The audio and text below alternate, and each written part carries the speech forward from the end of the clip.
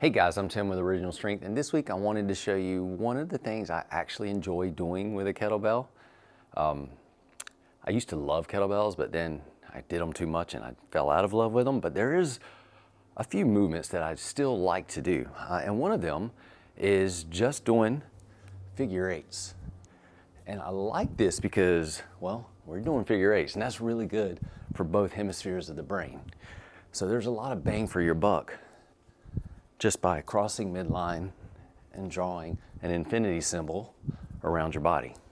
This connects both hemispheres, makes your nervous system very efficient, but we're also managing this weight and swinging it back and forth. We're learning how to hinge, how to coordinate, how to transfer weight around our body. So there's some really good things there. If you're gonna do figure eights around your body, so what I like to say is down the middle, behind the knee.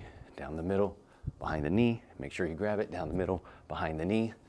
Now you can also go around the knee, up the middle, around the knee, up the middle. And for some people, this pattern is harder. For some, maybe easier.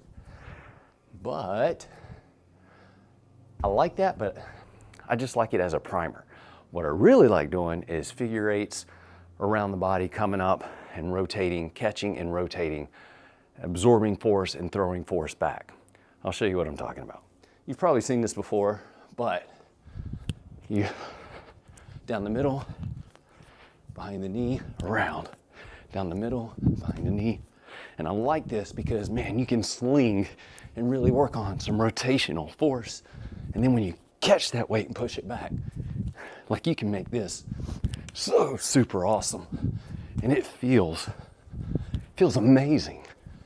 And you're learning to develop power while you coordinate that motion around your body. It is great rotational expression. And again, when you catch that weight, you give a little bit and then you give it back.